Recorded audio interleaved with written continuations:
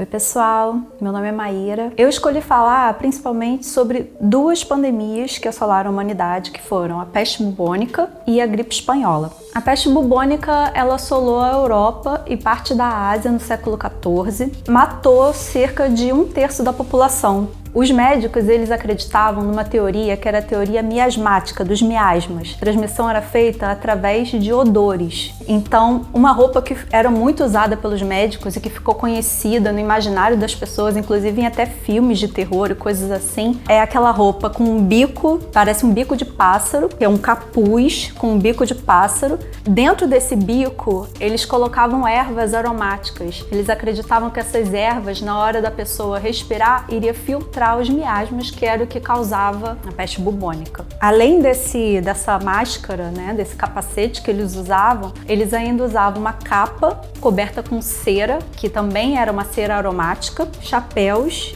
e luvas de couro. Também uma vara, que era uma vara bem comprida, porque os médicos eles não chegavam perto dos doentes, cutucavam os doentes com umas varas. Principalmente as pessoas mais pobres passaram a carregar também ervas junto do corpo como forma de proteção, tanto proteção espiritual quanto proteção mesmo dos miasmas, espantar o odor fétido que eles acreditavam que causava a doença. As pessoas também faziam muitas fogueiras para queimar essas ervas e purificar o ar dos odores fétidos, dos miasmas. Como as pessoas elas tinham seus corpos transformados pela peste, o corpo dessas pessoas passou a ser um símbolo de exclusão, era motivo para elas serem excluídas. Alguns medievalistas, que são autores que estudam essa época, eles estudam o medo que assolou as pessoas. E o medo, ele levou a duas coisas. Primeiro, essa negação de que existia algo.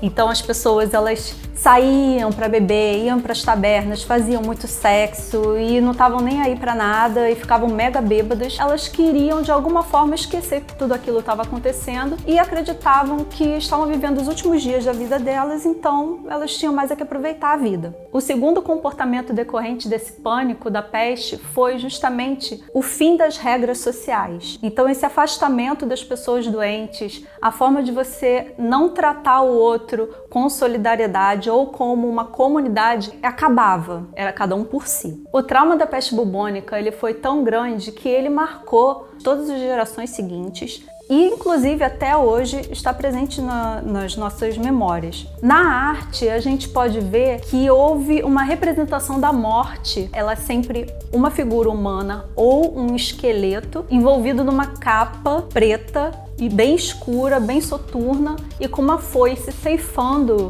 os humanos. O castigo de Deus sobre os homens e que levava tanto pobres quanto ricos, independente de classe social.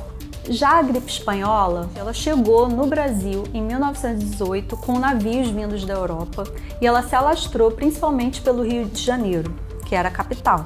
O governo da época não acreditava que o Brasil poderia ser assolado pela gripe espanhola. Não foram tomadas medidas quanto ao fechamento do comércio, a quarentena das pessoas, e isso fez com que a doença se alastrasse muito rápido pelas cidades. O fato de você morrer deitado numa cama era um grande privilégio, porque as pessoas começavam a morrer na rua. Era de um dia para o outro.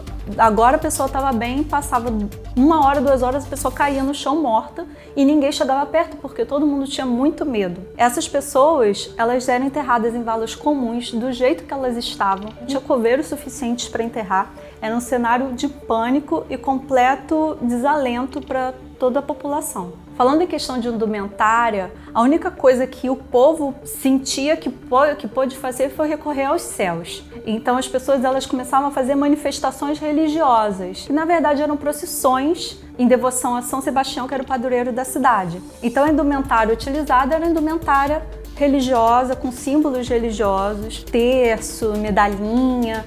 Eles recorriam a tudo isso que a gente conhece até hoje, que está presente principalmente na indumentária católica. Com a vinda de Carlos Chagas para tentar organizar tudo isso, acaba que a gripe espanhola vai perdendo sua força e já no final do ano de 1918 ela já está bem fraca. Falando de indumentária, que é o foco aqui, o interessante é notar que o Carnaval de 1919 ele foi lembrado pelas gerações seguintes como o maior carnaval de todos. Foi a celebração da vida e, nas palavras de Nelson Rodrigues, foi uma grande revanche contra a morte que aconteceu no ano anterior. Foi um carnaval em que as pessoas estavam enlouquecidas tentando viver a vida e aproveitar a vida ao máximo e celebrar que eles estavam vivos e que eles tinham saído daquela situação. Muitas mulheres ficaram grávidas depois desse carnaval. Os filhos delas foram chamados filhos da gripe, os filhos da gripe espanhola. E esse carnaval ele satirizou nas marchinhas, nos sambas enredo. Tinha piada com sogra, de que ia levar a sogra para o hospital. Tudo se tornou uma grande sátira a toda aquela tristeza e situação que eles tinham passado anteriormente. Aí vem a indumentária carnavalesca brincar com tudo aquilo, né? Os pierrots, as colombinas e todas aquelas fantasias para trazer de volta a alegria de viver. E aí eu gostaria de ler um trecho do Nelson Rodrigues, das memórias dele desse carnaval. A moda, a vestimenta, a indumentária, ela tem uma relação muito forte com os nossos rituais e a forma de como a gente vive e vê as coisas. Aquele carnaval foi, também e sobretudo, uma vingança dos mortos mal vestidos, mal chorados e, por fim, mal enterrados. Um defunto que não teve o seu bom terno, a sua boa camisa, a sua boa gravata, é mais cruel e mais ressentido do que um Nero ultrajado. Isso tudo leva a gente a pensar o que vai acontecer quando essa pandemia que a gente está vivendo hoje acabar. Será que a gente vai pensar os nossos costumes, a moda, o jeito de se vestir diferente? O fato da gente estar usando roupas mais confortáveis e se acostumando com isso vai fazer com que a gente busque usar roupas mais confortáveis? Ou será que a gente vai querer voltar a usar coisas cada vez mais exuberantes para finalmente poder usar aquilo tudo? Eu não sei, não tem como saber. Mas uma coisa é certa, o Carnaval de 2021 deve bombar.